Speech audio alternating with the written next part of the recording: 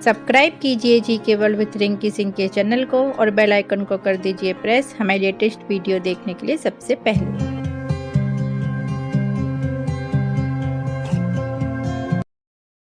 Hello friends, ओम साई राम। साईं सच्चरित्र अध्याय 3। यहाँ पर हम पढ़ेंगे श्री साईं बाबा की स्वकृति, आज्ञा और प्रतिज्ञा, भक्तों को कार्य समर्पण, बाबा की लीलाएं, ज्योति स्तंभ स्वरूप, मात्र प्रेम, रोहिला की कथा और उनके मधुर अमृतापदेश। बोलो श्री साईनाथ महाराज की जय। बोलो श्री शिरडी देवाय नमः। हेमाड पंत को अति हर्ष हुआ और वे निर्भय हो गए। उन्हें दृढ़ विश्वास हो गया कि अब कार्य अवश्य ही सफल होगा। बाबा ने श्यामा की ओर दृष्टिपात कर कहा, जो प्रेम पूर्वक मेरा नाम स्मरण करेगा मैं उसकी समस्त इच्छाएं पूर्ण कर दूंगा। उसकी भक्ति में उत्तरोत्तर वृद्धि होगी। जो मेरे चरित्र और कृत्यों का श्रद्धा पूर्वक गायन करेगा उसकी मैं हर प्रकार से सदैव सहायता करूंगा। जो भक्तगण हृदय और प्राणों से मुझे चाहते हैं उन्हें मेरी कथाएं श्रवण कर स्वभाव प्रसन्नता होगी। विश्वास रखो कि जो कोई मेरी लीलाओं का कीर्तन करेगा उसे परमानंद और चिर संतोष की उपलब्धि हो जाएगी। यह मेरा वैष्टिय है कि जो कोई अनन्य भाव से मेरी शरण आता है, जो श्रद्धा पूर्वक मेरा पूजन, निरंतर स्मरण और मेरा ही ध्यान किया करता है, उसको मैं मुक्ति प्रदान कर देता हूँ। जो नित्य प्रति मेरा नाम स्मरण और पूजन कर मेरी कथाओं और लीलाओं का प्रेम पूर्वक मनन करते हैं, ऐसे भक्तों में सांसारिक वासनाएं और अज्ञान रूपी प्रवृत्तियां कैसे ठहर सकती हैं। मैं उन्हें मृत्यु के मुख से बचा लेता हूँ। मेरी कथाएं श्रवण करने से मुक्ति हो जाएगी। अतः मेरी कथाओं को श्रद्धा पूर्वक सुनो, मनन करो। सुख और संतोष प्राप्ति की सरल मार्ग ही यही है। इससे श्रोताओं के चित्त को शांति प्राप्त होगी और जब ध्यान प्रगाढ़ और विश्वास दृढ़ हो जाएगा तब अखंड चैतन्य से अभिन्नता प्राप्त हो जाएगी। अब हम पढ़ेंगे भिन्न भिन्न कार्यों की भक्तों को प्रेरणा। भगवान अपने किसी भक्त को मंदिर मठ, किसी को नदी के तीर पर घाट बनवाने, किसी को तीर्थ पर्यटन करने और किसी को भगवत कीर्तन करने एवं भिन्न भिन्न कार्य करने की प्रेरणा देते हैं। परंतु उन्होंने मुझे साईं सच्चरित्र लिखने की प्रेरणा दी। किसी भी विद्या का पूर्ण ज्ञान न होने के कारण मैं इस कार्य के लिए सर्वथा अयोग्य था। अतः मुझे इस दुष्कर कार्य का दुस्साहस क्यों करना चाहिए। श्री साईं महाराज की यथार्थ जीवनी का वर्णन करने की सामर्थ्य किसे है। उनकी कृपा मात्र से ही कार्य संपूर्ण होना संभव है। इसलिए जब मैंने लेखन प्रारंभ किया तो बाबा ने मेरा आह नष्ट कर दिया और उन्होंने स्वयं अपना चरित्र रचा। अतः इस चरित्र का श्रेय उन्हीं को है, मुझे नहीं। जन्मतः ब्राह्मण होते हुए भी दिव्य चक्षु विहीन था। अतः साईं सच्चरित्र लिखने में सर्वथा अयोग्य था। परंतु श्री हरि कृपा से क्या संभव नहीं, मुख भी वाचाल हो जाता है और पंगु भी गिरिवर चढ़ जाता है। अपने इच्छा अनुसार कार्य पूर्ण करने की युक्ति वे ही जाने। इसका ज्ञान तो बाधक को ही है। चंद्रकांत मणि की उत्पत्ति और ज्वार भाटे का रहस्य मणि अथवा उदधि नहीं वरन शशि कलाओं के घटने बटने में ही निहित है। अब हम पढ़ेंगे बाबा का चरित्र, ज्योति स्तंभ स्वरूप। समुद्र में अनेक स्थानों पर ज्योति स्तंभ इसलिए बनाए जाते हैं जिससे नाविक चट्टानों और दुर्घटनाओं से बच जाए और जहाज को कोई हानि न पहुंचे। इस भवसागर में श्री साईं बाबा का चरित्र ठीक उपयुक्त भांति ही उपयोगी है। वह अमृत से भी अति मधुर और सांसारिक पथ को सुगम बनाने वाला है। जब वह कानों के द्वारा हृदय में प्रवेश करता है तब दैहिक वृद्धि नष्ट हो जाती है और हृदय में एकत्रित करने से समस्त शंकाएं कुंशाएं लोप हो जाती हैं। अहंकार का विनाश हो जाता है तथा बौद्धिक आवरण लुप्त होकर अज्ञान प्रकट हो जाता है। बाबा की विशुद्ध कीर्ति का वर्णन निष्ठा पूर्वक श्रवण करने से भक्तों के पाप नष्ट होंगे। अतः यह मोक्ष प्राप्ति का भी सरल साधन है। अब हम पढ़ेंगे मातृ प्रेम। गाय का अपने बछड़े पर प्रेम सर्वाधिक ही है।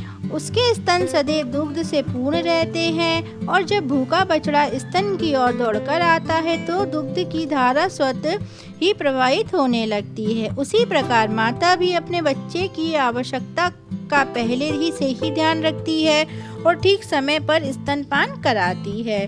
वह बालक का श्रृंगार उत्तम ढंग से करती है, परंतु बालक को इसका कोई भान नहीं होता। बालक के सुंदर श्रृंगार रिद्धि को देखकर माता के हर्ष का पारावार नहीं रहता। माता का प्रेम विचित्र, असाधारण और निस्वार्थ है, जिसकी कोई उपमा नहीं है। ठीक इसी प्रकार सद्गुरु का प्रेम अपने शिष्य पर होता है।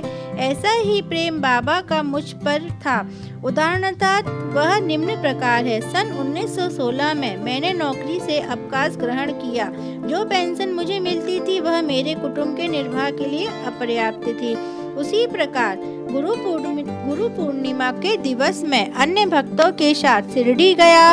वहाँ अन्ना चिंचनकारी ने स्वतः ही मेरे लिए बाबा से इस प्रकार प्रार्थना की, इनके ऊपर कृपा करो। जो पेंशन इन्हें मिलती है वह निर्वाह योग्य नहीं है। कुटुंब में वृद्धि हो रही है, कृपया और कोई नौकरी दिला दीजिए ताकि इनकी चिंता दूर हो और ये सुखपूर्वक रहें। बाबा ने उत्तर दिया कि इन्हें नौकरी मिल जाएगी, परंतु अब इन्हें मेरी सेवा में ही आनंद लेना चाहिए। इनकी इच्छाएं सदैव पूर्ण होंगी। इन्हें अपना ध्यान मेरी ओर आकर्षित कर अधार्मिक तथा दुष्ट जनों की संगति से दूर रहना चाहिए। इन्हें सबसे दया और नम्रता का बर्ताव अंतःकरण से मेरी उपासना करनी चाहिए। यदि ये इस प्रकार आचरण कर सके तो नित्यानंद के अधिकारी हो। अब हम पढ़ने जा रहे हैं रोहिला की कथा। ध्यान से सुनिएगा दोस्तों।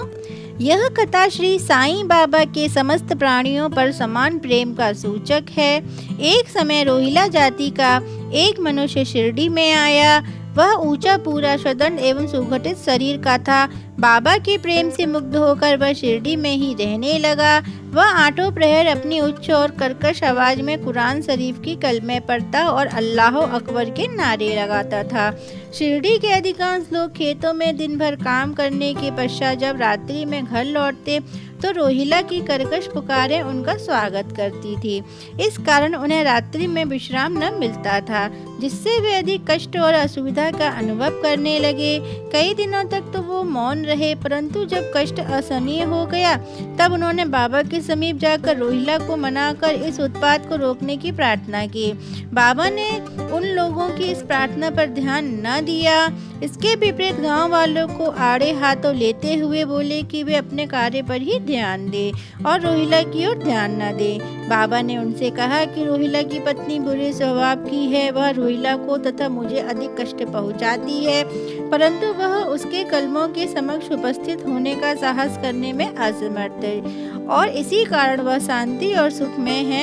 यथार्थ में रोहिला की कोई पत्नी न थी। बाबा को उसका संकेत केवल कुविचारों की ओर था।